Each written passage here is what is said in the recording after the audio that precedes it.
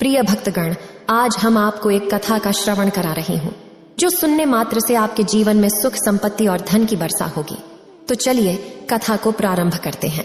माता पार्वती भगवान शिव से कहती है, प्रभु, मैंने देखा है कि पृथ्वी लोक में कुछ स्त्री और पुरुष अपने साथी के साथ प्यार और समर्पण से जीवन गुजारते हैं। अगर आप यह कहानी सुन रहे हैं तो पूरा सुनिए। इस कथा को आधा अधूरा छोड़कर जाने की गलती मत करिएगा, क्योंकि इस पवित्र कथा को पूरा सुनने से मन चाहा फल की प्राप्ति होगी। इसलिए इस कथा को पूरा सुने। आप शिव भक्त हैं तो भोलेनाथ का अनादर ना करें। कुछ स्त्री और पुरुष एक दूसरे के साथ रहकर अपनी खुशियां बांटते हैं, लेकिन कुछ सालों के बाद आपस में लड़ने लगते हैं। प्रभु, मैं यह जानना चाहती हूं कि आने वाले जन्म में क्या होगा। फिर वह जोड़ी पति पत्नी के रूप में मिलेंगे कि नहीं, और साथ ही कुछ चर्चा भाग्य के बारे में भी करना चाहती हूं कि जो कुछ भी भाग्य में नहीं होता, क्या वो किसी इंसान को मिल सकता है। भगवान शिव कहते हैं, पार्वती, मैं तुम्हारे मन की बात समझ गया। अब मैं तुम्हें एक छोटी सी कहानी सुनाऊंगा। इस कहानी को ध्यान से सुनो। इस कहानी को बड़े ही मन से सुनना, क्योंकि इस कहानी को सुनने से तुम्हें दो ज्ञान की बातें प्राप्त होंगी। पति और पत्नी का संबंध कितने जन्मों तक रहता है, और भाग्य में जो नहीं होता वो कभी नहीं मिलता। प्रिय श्रद्धालुगण, यह कहानी बहुत ही शिक्षाप्रद है, इसलिए कृपया ध्यान दें कि कहानी के आखिर तक जुड़े रहें, क्योंकि एक आधा सुना हुआ कहानी से सिर्फ आधा ज्ञान मिलता है जो हमारे जीवन में कभी भी उपयोगी नहीं होता। तो चलिए हम कहानी की शुरुआत करते हैं। भगवान शिव ने पार्वती से कहा, एक समय की बात है, एक राजकुमारी थी जिसका नाम रूपमती था, जो पूरी तरह से चरित्रवान थी, जिसकी शादी एक चरित्रवान राजकुमार सौरभ के साथ हुई थी। दोनों ही जीवन का आनंद सुख वैभव के साथ ले रहे थे। धन की कोई कमी नहीं थी, सिर्फ कमी थी तो एक संतान की, जिसको लेकर के रूपमती चिंताग्रस्त रहती थी। समय धीरे धीरे गुजरता गया। एक दिन रूपमती की तबीयत अचानक बहुत खराब हो गई। फिर वो राजकुमार सौरभ से बोली, प्रीतम, मैंने आपकी सारी बात मानी है। मैंने आपकी बहुत सेवा की है और पूजा भी की है, मगर मैं आपको एक खुशी पूरा नहीं कर सकती। वो है संतान को जन्म देने की खुशी। मुझे आभास हो रहा है कि मेरा जीवन कुछ पलों में ही समाप्त होने वाला है। मलाल मत करना मेरे ना रहने के बाद। मेरी यादों के सहारे आप अपना जीवन जीना। मैं आपको वचन देती हूँ, अगले जन्म में फिर आपकी पत्नी बनूंगी। तब मैं आपको संतान की इच्छा अवश्य पूरी करूंगी। और फिर इतना कहकर कि उस रूपमती की मृत्यु हो जाती है। फिर एक दिन सौरभ भी शरीर को त्याग देता है। फिर वो राजकुमार सौरभ एक ऐसे राजा के यहाँ जन्म लेता है जिसकी 100 रानियां थीं, और 100 रानियों के बीच में वो अकेला ही पुत्र था। उधर वो राजकुमारी रूपमती भी एक ऐसे राजा के यहाँ जन्म लेती है जहां 100 रानियां थीं, और सब रानियों के बीच में केवल एक ही पुत्री थी। जिन्स राजा के पुत्र था। उस राजा के पास में एक बहुत ही अक्लमंद और वफादार तोता था। राजा उससे बहुत सारे मामलों में सलाह लिया करता था, और उसकी सलाह वो मानता भी था। बड़ी बड़ी मुश्किल समस्याओं में राजा तोते की सलाह अवश्य लेता था। एक दिन राजा ने उस तोते के पास गया और तोते से कहा, हे तोते, मैं तुम्हें एक बहुत बड़ी जिम्मेदारी सौंपता हूं जो तुम्हें पूरी करनी है। तो तोता ने कहा, बोलो महाराज, मैं आपके लिए कुछ भी कर सकता हूं। तो राजा ने कहा, है तोते, तुम तो जानते हो कि मेरा एक ही बेटा है, और मैं अपने बेटे के लिए कैसी बहू चाहता हूं, वह तुमको पता है। तुझे मेरे लिए ढूंढ करके वैसी ही बहू लानी है। राजा ने उस तोते को अपने मन की सारी बात बता दी, बहू कैसी चाहता है। फिर राजा की बात को सुनकर के वो तोता राजी हो गया, और फिर तोता ने राजा से कहा, महाराज, आप जिस तरह की राजकुमारी चाहते हैं, आपको जिस तरह की पसंद हो, आप एक पर्चा पे लिख करके और मेरे पैर में वो पर्चा बांध दो, और फिर आगे का काम आप मेरे ऊपर छोड़ दो। मैं वैसी ही राजकुमारी तलाश करके लाऊंगा जैसी राजकुमारी आप चाहते हैं। भगवान शिव बताते हैं कि पार्वती फिर तोते की बात सुनकर राजा ने एक पर्चा पर अपने पसंदीदा राजकुमारी के बारे में लिख दिया कि वह कैसी राजकुमारी चाहता है, और उस पर्चे को तोते के पैर में बांध दिया। अब तोता एक पड़ोसी देश में पहुंचा जहां बहुत तेज बरसात हो रही थी, इसलिए उसने एक जंगल में आश्रय लिया। वहां उसको एक पुराना खोखला पेड़ मिला, जहां उसने सोचा कि यह स्थान उसके आराम के लिए बहुत उपयुक्त होगा। जैसे ही तोता उस खोखले पेड़ में जाने के बारे में विचार किया, वहां से एक आवाज आई, तुम अंदर नहीं जा सकते। अगर तुम अंदर गए तो तुम अंधे हो जाओगे। फिर तोता ने इस डरावनी बात को सुनकर खोखले पेड़ में नहीं गया और वहीं पर एक झूला जिसका एक तार टूटा हुआ था, वहां जाकर बैठ गया और वर्षा थमने का इंतजार करने लगा। बारिश बंद होने के बाद में उसी जगह एक मैना निकली और आकर तोते के पास बैठ गई। फिर दोनों बहुत देर तक बातें करते रहे। इस बीच तोते ने मैना को सारी बात बताई कि वो कहाँ जा रही है। फिर तोते की बात सुनकर के वो मैना कहने लगी, आज की हमारी मुलाकात बहुत ही अच्छी रही। और फिर वो तोते से आगे कहती है कि आप अपने मालिक के प्रति जीतने वफादार हैं। मैं भी अपने मालिक के प्रति उतनी ही वफादार हूँ। आप अपने राजा के बेटे के लिए एक ऐसी राजकुमारी की तलाश कर रहे हैं जो उसके अंदर सभी गुण हो। तो मैं भी अपने राजा की बेटी यानी राजकुमारी के लिए ऐसे राजकुमार की तलाश में निकली हूँ जिसके अंदर सारे गुण हो। फिर वो तोता कहने लगा कि हमारे राजा का कहना है कि हम ऐसे घर की राजकुमारी लाएंगे जिस राजा की 100 रानियां होनी चाहिए, क्योंकि हमारे राजा को भी 100 रानियां हैं। तोता ने मैना से यह कह दिया। मैना कहती है, अब हम आपकी बात समझ गए हैं, क्योंकि आपके राजा के पास भी 100 रानियां हैं और हमारे राजा के पास भी 100 रानियां हैं। आपके राजा के पास केवल एक राजकुमार है और हमारे राजा के पास केवल एक राजकुमारी है। आपके राजा का राजकुमार भी सर्वगुण संपन्न है और हमारे राजा की राजकुमारी भी सर्वगुण संपन्न है। तोता को अपने मन की बातें बताई और वहां पर तोता ने राजकुमार की पसंद की बातें सुनाई। फिर तो वह तोता और मैना राजकुमारी के देश में आ गए, क्योंकि तोता मन में यह सोच रहा था कि मेरे मालिक का सपना पूरा हो जाएगा, उनकी इच्छा पूरी हो जाएगी। वह जैसी राजकुमारी चाहते हैं वैसी ही राजकुमारी आज मुझे मिल गई है। इस प्रकार जब तोता और मैना उड़ते हुए राजकुमारी के महल में पहुंचे तो महल के एक नौकर ने उनको देख लिया। तो उन्होंने राजा से जाकर बताया कि महाराज, आपने मैना को जिसका कार्य के लिए भेजा है उसने आपके साथ में बहुत बड़ा विश्वासघात किया है। वो राजकुमार की तलाश में कहीं पर नहीं गई, वो तो एक तोते के साथ घूम रही है। मैंने तोते के साथ घूमते हुए अपनी आंखों से देखा है और आपकी बात तो पूरी तरह से भूल गई है। आपकी आज्ञा का उसने उल्लंघन किया है। इस प्रकार राजा को क्रोध आ जाता है और वो तोता और मैना को दोनों को मारने का हुक्म देते हैं। तोता और मैना को यह बात जानकारी हो गई कि राजा हमें मरवाना चाहता है। यह बात तोता और मैना को समझ में आ गई और फिर मैना तोता से कहा, हमारी जान इस जगह पर खतरे में है, हमें जल्दी इस स्थान से दूर भाग जाना चाहिए। इससे पहले कि राजा हमें मार दें तब हमें यहां से भाग जाना चाहिए। हमें जल्दी से इस स्थान को छोड़ देना चाहिए, वरना हम दोनों बिना बात के मर जाएंगे, जैसे कि राजा ने तय किया है। इसके बाद जब तोता और मैना ने सोचा कि वे इस स्थान से दूर जाने वाले हैं तो वे बहुत दूर उड़ कर चले गए। जब राजा के सिपाहियों ने बहुत देर तक खोजते रहे पर वे नहीं मिले, फिर सैनिक वहां से वापस आ गए, क्योंकि उन्हें लगा कि तोता और मैना दूर भाग गए होंगे। अब इधर तोता और मैना ने कुछ दिनों तक इंतजार किया ताकि लोग उनकी बातों को भूल जाएं। फिर कुछ दिनों बाद तोता और मैना वापस महल आए और आकर के तोता राजा के दाएं घुटने पर और मैना राजा के बाएं घुटने पर आकर के बैठ गए। फिर तोता मैना ने राजा से पूछा, आप हमको क्यों मारना चाह रहे थे? हम तो आपके वफादार हैं, आपके महल के नौकर हमसे जलते हैं, इसीलिए उन्होंने आपसे हमारी बुराई की। हम दोनों तोता और मैना बड़ी शान वाले उन राजाओं के नौकर हैं जो अक्लमंद भी है और अमीर भी हैं। हमने आपके साथ में हमेशा वफादारी की है। तोता और मैना अपने मन की बात बताते ही और कहते हैं कि दोनों राजाओं के यहाँ पर 100 रानियां हैं।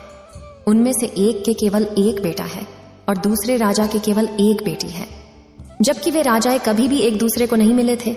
एक राजा को एक ऐसी बहू चाहिए थी जो दूसरे राजा की बेटी जैसी हो और दूसरे राजा को एक वैसा ही दामाद चाहिए था जैसा कि दूसरे राजा का बेटा हो। हम महाराज आपके दोनों दरबारों के नौकर हैं। हम भगवान की कृपा से आपके राज्य के बाहर एक जंगल में मिले थे और अब हम आपके पास इस अच्छी खबर के साथ आए हैं। तोता और मैना ने राजा को समझाया और उन्होंने अपनी मनोबल से राजा को खुश किया। तभी तो तोता ने राजा की ओर अपना पैर बढ़ाया, जिस पर एक पर्चा था जिसमें राजकुमार की पसंद लिखी थी। राजा ने पर्चा पढ़ा और बहुत खुश हुए। पहले उन्हें तोता और मैना पर विश्वास नहीं था, फिर दोनों का एक साथ देख कर के राजा को तोता मैना पर विश्वास हो गया। फिर राजा ने तोते के पैर से राजकुमार की सही तस्वीर निकाली और अपनी रानियों के पास में भेज दी और कहा, ये तस्वीर देख करके बताए कि राजकुमारी के लिए ये राजकुमार कैसा है। क्या सभी रानियां राजकुमार को पसंद करती है या नहीं? कुछ दिन बीत गए पर तस्वीर वापस नहीं आई। राजकुमारी को वो तस्वीर बहुत ही पसंद आई और फिर वो राजकुमारी उस राजकुमार की तस्वीर को अपने हाथ में ही लिए रखती थी। खैर, कुछ दिनों के बाद में रानियों की तरफ से जवाब आया कि राजकुमार सबको पसंद है, अब उसकी शादी जल्दी ही हो जानी चाहिए, क्योंकि राजकुमारी तो राजकुमार को देखे बिना ही फोटो से पसंद कर ली है। राजा ने तोते से कहा कि तुम अपने राजा के पास यह संदेश पहुंचा दो कि एक राजकुमारी ने पसंद कर लिया है और वह चाहता है कि वे 4 महीने के भीतर शादी के लिए आ जाएं। तोते ने अद्भुत आदर के साथ राजा को प्रणाम किया और फिर अपने देश की ओर उड़ गया। जब उसने अपने राज्य में पहुंचा तो तोते ने राजा को अपनी यात्रा की सारी कहानी बताया। राजा ने खुशी खुशी सुना और मन ही मन सोचने लगा कि आज मेरा सपना पूरा हो गया, और वह राजकुमारी को अपने बेटे के लिए पा लिया। इसके बाद राजा ने तुरंत इस शानदार मौके को शानदार तरीके से मनाने के लिए आदेश दिया। राजकुमार के लिए राजा ने सबसे उत्कृष्ट और विशेष कपड़े बनवाए, घोड़े के लिए शानदार आसन बनवाए गए और सिपाहियों के लिए नए और विशेष वेशभूषा बनवाई गई। बहुत सारे तरह की भेंटें जैसे अनमोल हीरे जवाहरात, बढ़िया कपड़े, मुश्किल से मिलने वाले फल, कीमती मसाले और बढ़िया किस्म के इत्र आदि इकट्ठा किए गए। हर चीज को याद करके राजा ने इकट्ठा किया। महीने जल्दी ही गुजर गए। इतनी तैयारियों में समय कब निकल गया पता ही नहीं चला। शादी की कुछ दिन पहले ही राजकुमार का पिता बीमार पड़ गया और वो मर गया। अब परिवार वालों के लिए यह एक बहुत ही बड़ा धक्का था। राजकुमार को अपना शादी टालना पड़ा, क्योंकि ऐसे समय पर शादी के लिए राजकुमार का जाना अपने पिता का अपमान जैसा करना दिख रहा था। फिर जैसे ही राजकुमार के पिता की मौत का अफसोस का समय बीता, फिर राजकुमार तोते के साथ में राजकुमारी के साथ में शादी करने के लिए निकल पड़ा। उधर राजकुमारी का राज्य कोई ज्यादा दूर नहीं था, इसीलिए राजकुमार तोते के साथ में बहुत जल्दी पहुंच गया और फिर राजकुमार ने अपना डेरा राजकुमारी के महल के पास वाले बगीचे में डाल दिए। अगर राजकुमार उस बगीचे में ना गया होता तो अच्छा होता, क्योंकि वहां उसका तोता मर गया। उस बगीचे के माली ने उस तोते को मार दिया, क्योंकि वो तोता एक खजूर पर बैठकर खजूर को तोड़ रहा था और राजकुमार की तरफ उस खजूर को फेंक रहा था। ये बात माली को रास नहीं आई और उसने तोते को मार दिया। फिर जैसे ही राजकुमार के पास यह मुश्किल आई, उसके कुछ देर बाद ही उसने सुना कि राजकुमारी के पिता ने अपनी बेटी की शादी उसके साथ करने से इनकार कर दिया, क्योंकि उसका पिता मर गया था। अब बगीचे में डेरा डालने के कुछ दिन बाद ही राजकुमारी अपनी पालकी में बाहर जा रही थी तो इत्तेफाक से वही रास्ता उसके सामने आया जिस रास्ते पर वो बगीचा था। उसने बगीचे पर नजर डाली तो वहां राजकुमार को देखा। फिर राजकुमारी उस राजकुमार को पहचान गई, क्योंकि उसकी तस्वीर अभी भी उसके पास में थी। उसने उस समय तो कुछ नहीं कहा और अपनी पालकी ढोने वाले कारों को वापस चलने के लिए कहा, क्योंकि राजकुमारी को अपना प्रेमी मिल गया था। उसी समय उसको सब कुछ बहुत अच्छा लगने लगा। शाम को खाने के समय राजकुमारी ने अपने खाने में से आधा खाना खाया और बचा हुआ आधा खाना राजकुमार की तस्वीर के साथ में राजकुमार को भेज दिया। उसने अपनी नौकरानी से कहा कि वो राजकुमार से कहे कि वो उस खाने को खा ले और अगर वो ना खाए तो उसमें अपनी उंगली घुसा दे। नौकरानी ने वैसा ही किया। राजकुमार ने खाना नहीं खाया तो नौकरानी ने उसको खाने की प्लेट में उंगली घुसाने के लिए कहा। जब उसने प्लेट में रखे चावल में अपनी उंगली घुसाई, उसने सोचा कि राजकुमारी मुझसे प्यार करती है। ऐसा सोचकर वह अपने हाथ चावल में मिलाए और एक पत्र राजकुमारी के लिए लिखकर उसे नौकरानी के द्वारा भेज दिया। फिर जब राजकुमारी ने वो पत्र पढ़ा तो उसके मन में राजकुमार से मिलने की इच्छा उत्पन्न हुई। उसने रात को अपना घोड़ा तैयार करवाया और उस बगीचे की ओर चल पड़ी जहां पर राजकुमार ठहरा हुआ था। तभी राजकुमारी ने कहा, मैं तुमसे बहुत प्यार करती हूँ और इसीलिए मैं छिपकर तुम्हारे पास आई हूं। मेरे पिता मुझे तुमसे शादी करने की इजाजत नहीं देंगे। चलो अपना घोड़ा तैयार करो और मुझे अपने साथ अपने राज्य ले चलो, जहां हमारा कोई कुछ नहीं बिगाड़ सकता। तब राजकुमार और राजकुमारी दोनों ही घोड़े पर सवार होकर के राज्य से बाहर की तरफ चल दिए और वो एक ऐसे स्थान पर जा पहुंच गए जहां पर उनकी जान बहुत बड़े खतरे में पड़ गई। वो जीस नगर में पहुंचा। उस जगह पर एक जादूगरनी रहती थी। उसकी भी एक बेटी थी। जैसे ही उसकी बेटी ने राजकुमार को देखा तो जादूगरनी की बेटी उस राजकुमार से प्रेम कर बैठी और उससे शादी करने की सोच ली। अब वो जादूगरनी मन में सोचने लगी कि शादी राजकुमार के साथ कैसे होगी। फिर उसने एक तरकीब सोची। फिर वो जादूगरनी की लड़की अपने मन में विचार करने लगी, आखिरकार मेरी शादी इस राजकुमार के साथ कैसे होगी। फिर उसने एक तरकीब सोची और अपनी माँ जादूगरनी से राजकुमार और राजकुमारी को अपने घर खाने के लिए बुलाने के लिए कहा और फिर अपनी बेटी की बात को मान करके उस जादूगरनी ने राजकुमार और राजकुमारी को अपने घर खाने के लिए बुलाया। जब राजकुमार और राजकुमारी उस जादूगरनी के घर जाकर खाना खाने गए तो जादूगरनी ने राजकुमार को एक कमरे में बुलाया और उसके गले में एक लठ का फंदा डाल दिया। जब फंदा डाला गया तो वो राजकुमार, जो पहले एक इंसान था, एक भैंस के रूप में बदल गया और फिर दूसरे दरवाजे से जादूगरनी ने उस भैंस को घर से बाहर ले जाकर एक सुरक्षित स्थान पर बांध दिया। वहां वो अपनी बेटी के साथ भी था। अब राजकुमारी खाने के बाद अपने राजकुमार को खोजने लगी, लेकिन वो भैंस बन चुका था। उसे कैसे ढूंढती? पूरे दिन वो भैंस थे जो जादूगरनी की बेटी के पीछे घूमते रहते थे। जादूगरनी की बेटी जहां भी जाती वह भैंस उसके पीछे जाता। जादूगरनी की बेटी रात को भैंसे के गले से वो रस्सी का फंदा निकाल देती थी, जिससे वो राजकुमार बन जाता था और भैंसे का रूप खत्म हो जाता था। और जैसे ही सुबह होता था वैसे ही वो रस्सी का फंदा फिर राजकुमार के गले में डाल करके उसे भैंसा बना देती थी और दिन भर उसे बाहर घूमती थी। उधर राजकुमारी को राजकुमार से बिना मिले कई दिन हो गए थे। राजकुमारी पागलों की तरह अपने राजकुमार को ढूंढ रही थी। वो बहुत ही दुखी थी। उसको पता ही नहीं था कि अब वो करे तो क्या करे। आखिरकार राजकुमार उसको छोड़कर कहाँ चला गया। कभी राजकुमारी मन में सोचने लगती कि राजकुमार ने मुझे धोखा दे दिया, कभी सोचती कि मुझे धोखा नहीं दे सकता है, वो मुझे बहुत प्यार करता है, मैं भी उससे बहुत प्यार करती हूं, कहीं ऐसा तो नहीं किसी ने उसका कत्ल कर दिया हो।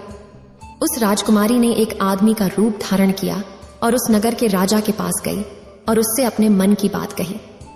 उधर राजा राजकुमारी की शक्ल, सूरत और बोलने के ढंग से बहुत ही प्रभावित हुआ। फिर राजा ने अपने दरबार में उस राजकुमारी को कोतवाल के पद पर नियुक्त कर दिया। जब वो राजकुमारी कोतवाल बन जाती है, क्योंकि कोतवाल का आना जाना बहुत सारे घरों में होता है, इसलिए उसे बहुत सारे घरों के अंदर बाहर के रहस्य मालूम होते हैं। इस प्रकार वो राजकुमारी कोतवाल बनकर राजा के यहाँ काम करने लगी। समय धीरे धीरे बीतता गया, कई साल बीत गए। फिर एक दिन राजा की मृत्यु हो जाती है।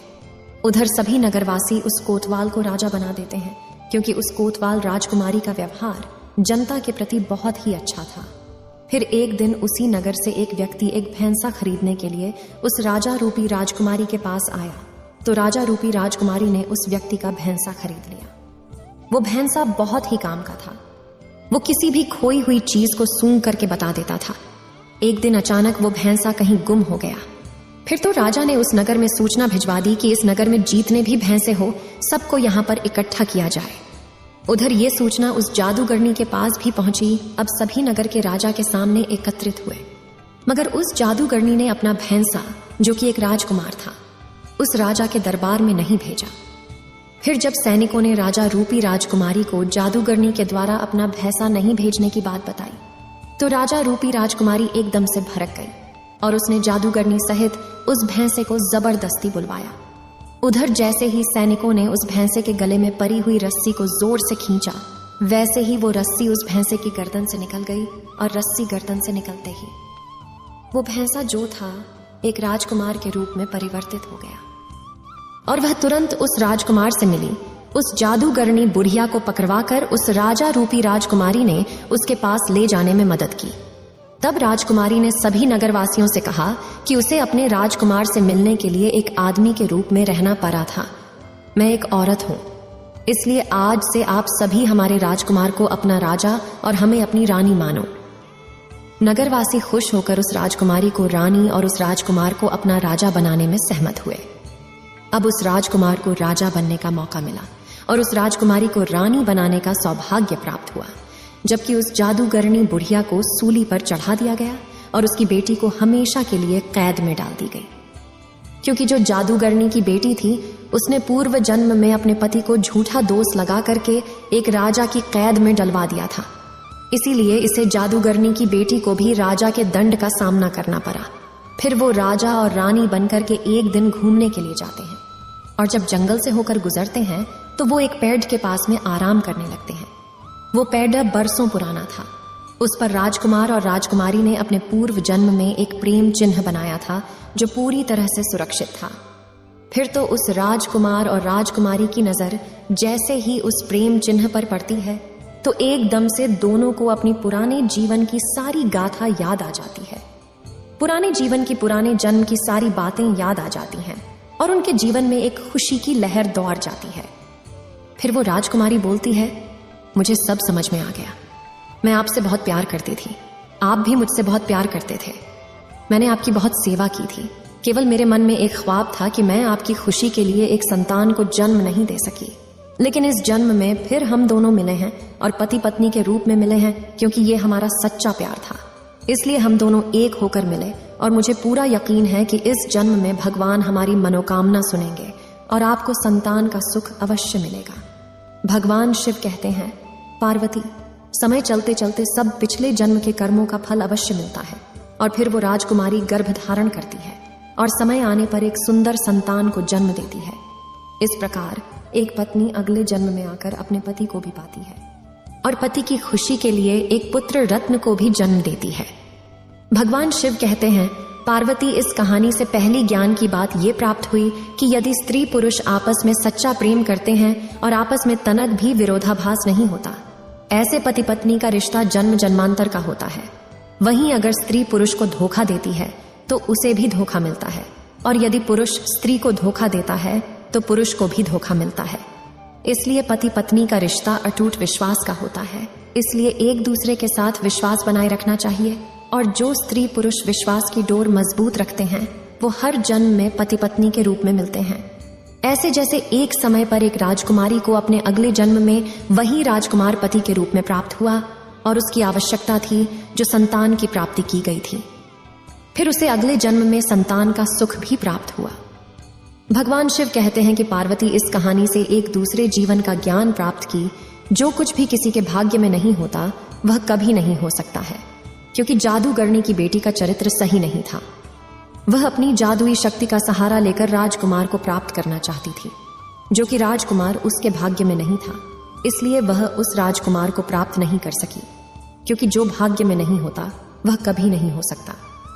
राजकुमार केवल उस राजकुमारी के भाग्य में था, इसलिए इतनी सारी कठिनाइयों के बावजूद भी उस राजकुमारी को उसके पूर्व जन्म के पति राजकुमार के रूप में प्राप्त हुआ।